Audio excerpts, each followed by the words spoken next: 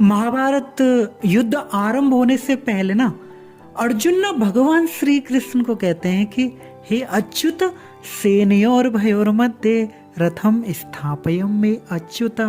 हे अच्युत, आप ना अपने रथ को ना दोनों सेनाओं के मध्य में ले जाने के लिए आप ले चलो, दोनों सेनाओं के मध्य में। क्या होगा? मैं कौरवों की सेनाओं की योद्धाओं को देखूंगा। अब जब कौरवों की सेना में अपने कौरव कौन है? अर्जुन के ही तो भाई हैं, उनके ही परिवार के लोग हैं सारे।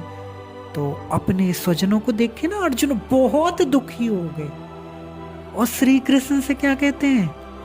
हे कृष्ण, मेरे ना विपक्ष में जो मेरे स्वजन खड़े हुए युद्ध करने के लिए मुझसे, तो मैं ना अपने स्वजनों को देख के ना मेरा जो शरीर है, जो अंग है ना, वो शिथिल हो रहे हैं। मेरा जो मुख है वो सूख रहा है, सूखा जा रहा है। मेरा शरीर कांप रहा है और ये जो गांडीव है ये मेरे हाथों से गिर रहा है। मैं तो केवल क्या देख रहा हूं? अशुभ लक्षण ही देख रहा हूं। माधव में अपने जो परिवार के लोग हैं, स्वजनों को मार के, अरे पृथ्वी तो क्या, तीनों लोकों का राज्य भी मुझे नहीं चाहिए। इन्हें मारने से तो मुझे पाप ही लगेगा। अपने स्वजनों की हत्या करके हम कैसे सुखी होंगे? हैं? युद्ध में इतने सैनिकों के मरने पर उनकी जो स्त्रियां वो विधवा हो जाएंगी, उनकी संतानें अनाथ हो जाएंगी। हैं? वे स्त्रियां भी जब आश्रयहीन, क्योंकि आश्रय नहीं रहेगा तो फिर वो चरित्रहीन बन जाएंगी, फिर वो अवैध संतान जन्म करेंगी, यानी कि उनका तो सब कुछ धर्म का नाश हो जाएगा।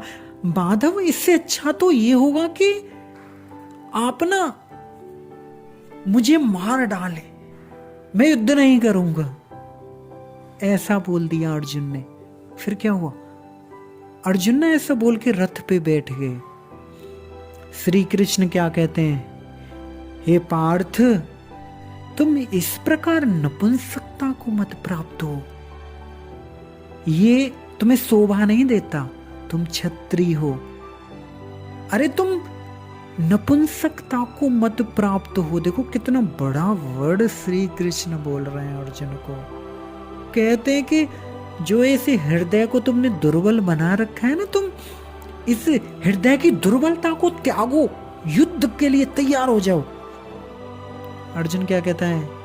हे मधुसूदन, देखो मैं कैसे अपने इन पूजनीय मेरे भीष्म पितामह हैं, गुरुजी द्रोणाचार्य, इनके विरुद्ध में बाण कैसे मैं चलाऊंगा? मैं आपका शिष्य हूं। मैं ऐसे कायरता को प्राप्त करके अपने धर्म के विषय में तो मैं मोहित होता हुआ चला जा रहा हूं। आप ऐसा कीजिए हे माधव, जो मेरे लिए मंगलदायक हो वो उपदेश आप मुझे कीजिए, मैं आपकी शरण ग्रहण करता हूं। देखो अर्जुन ने तब भगवान श्री कृष्ण की शरण ग्रहण की। भगवान श्री कृष्ण क्या कहते हैं? अर्जुन, तुम नहीं शोक करने योग्य व्यक्तियों के लिए शोक कर रहे हो। जो ज्ञानी लोग होते हैं ना, जो पंडित गण लोग होते हैं, वो ना तो मृत और ना ही जीवित व्यक्ति के लिए शोक नहीं करते हैं। वो जैसे जो शरीर होता है ना, जो जीवात्मा है हमारा, जो ये शरीर है, देखो ये शरीर की क्या अवस्था होती है?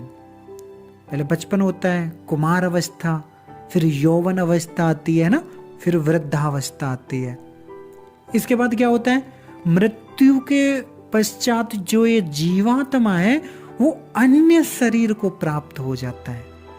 इसलिए जो धीर व्यक्ति है वो इतना शरीर के नाश और जो उत्पत्ति के विषय में ऐसे वो मोहित नहीं होते, उन्हें कोई भय नहीं होता शरीर के नाश से। तो ये जो आत्मा है, ये जो जीव आत्मा है, ये कभी ना तो जन्म लेता है ना ही कभी मरता है। ये अजन्मा है, ये नित्य है, शाश्वत है। शरीर के नष्ट होने पर भी इसका विनाश नहीं होता। इस आत्मा को न शस्त्रों के द्वारा छेदा जा सकता है, ना ही आग के द्वारा जलाया जा सकता है, ना ही जल के द्वारा भिगोया जा सकता है, ना ही वायु के द्वारा सुखाया जा सकता है। जैसे मनुष्य ना पुराने वस्त्रों को त्याग कर दूसरे नए वस्त्र ग्रहण करता है, अच्छा लगता है ना उसको, तो जीवात्मा भी ना पुराने शरीरों को त्याग के दूसरे नए शरीरों को धारण करता है। तो जिसने जन्म लिया है उसकी मृत्यु निश्चित है, और मृत व्यक्ति का पुनर्जन्म भी निश्चित है। इसलिए शोक करने का तो मतलब कोई विषय है ही नहीं। तो जो नित्य है, जो अविनाशी है, वो जीवात्मा, वो तो नित्य ही रहेगी ना। ये जो शरीर है ये तो सब नाशवान शरीर है। इसलिए कृष्ण क्या कहते हैं, अर्जुन तुम नपुंसकता को मत प्राप्त हो, ये तुम्हें शोभा नहीं देता। ये जो तुम्हारे आसपास खड़े हुए हैं ये सब पुराने शरीर वस्त्र हो गए हैं, इनको तुम मुक्त करो, यानी कि पुराने शरीर हो गए, तुम कर्म करो, तुम युद्ध के लिए खड़े हो जाओ, हृदय की दुर्बलता को छोड़ दो। इस प्रकार नपुंसकता को मत प्राप्त हो। तब अर्जुन की जो मोह है वो खत्म हुआ।